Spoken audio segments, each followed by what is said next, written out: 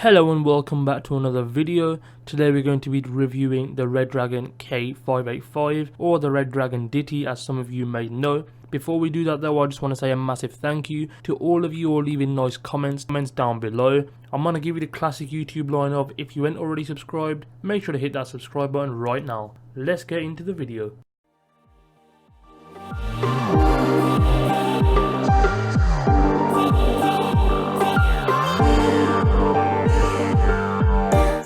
I just want to give props to Redragon. They always seem to keep their packaging clean, professional looking, straight to the point, and it looks very clean. So open the box, you'll see the wrist rest. We'll get that out first. Then you get some spare switches. I'll talk in more detail about them switches later on in the video. Stay tuned. And you'll get the keypad. Let's put that to the side.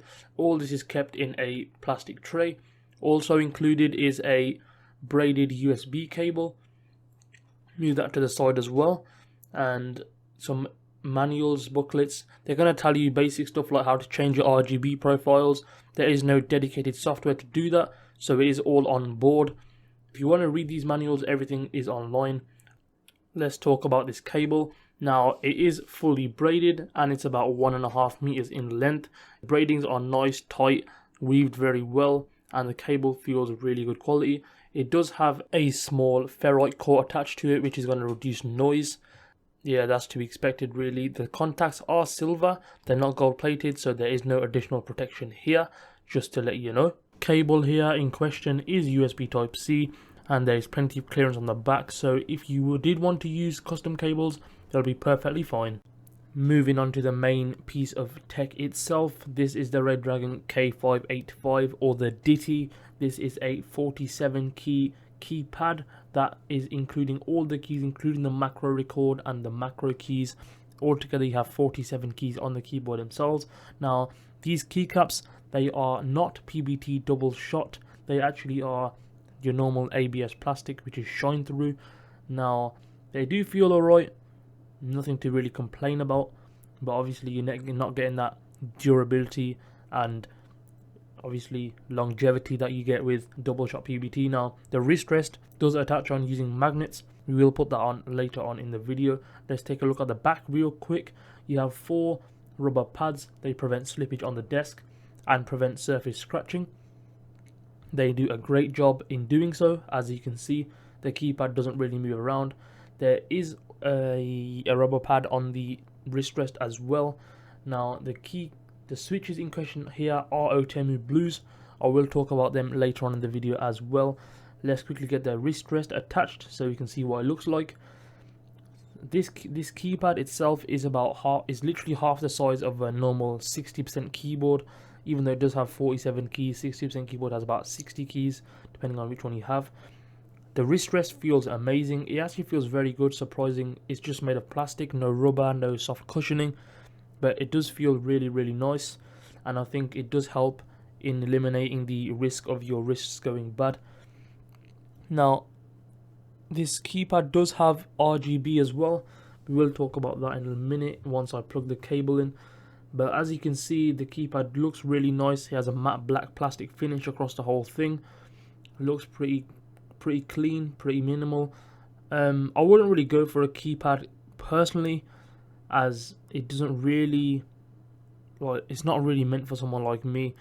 I do have a Ducky 1.2 Mecha, and it can do everything, and it's small as well. This is about half the size, just over half the size of that, and it's only got half the keys. Let's quickly plug in the cable. Now you can see the RGB. It looks really nice, especially in the dark. Obviously lights don't look nice in the light, do they? But it looks quite clean and nice. The effect is well spread out. The actual switch housing, as you'll see, is clear and transparent, so obviously the LED shine through really nice. Now it's not going to be anything as bright as your more expensive keyboards or keypads like the Razer Orb Weaver, or let's say the Corsair K95 keyboards, but it does the job fine if you're not that fussy on lighting. Redragon don't have their own suite for RGB customization, so all the RGB profiles are going to be changed on the board itself on the fly, just to put it out there. Now the switches in question are Otemu Blues. Let's talk about the switch in more detail right now.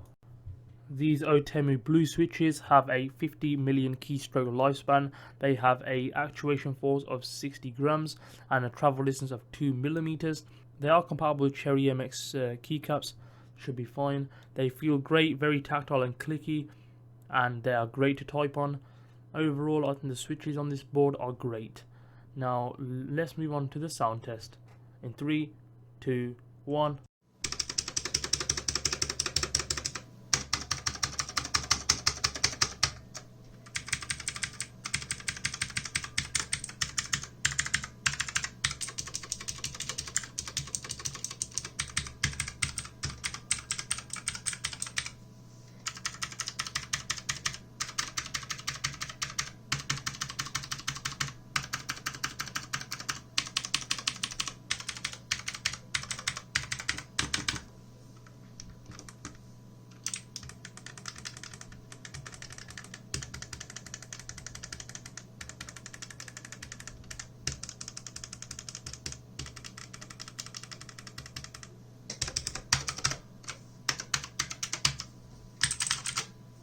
Overall, I'd only recommend this keypad if you are on a console and you want to use keyboard and mouse with it, as it doesn't take that much space up and you don't need all the keys just to type because you've already got a controller to do that. The build quality is good, the RGB is nice, the cables are right. Yeah, overall I think it's good.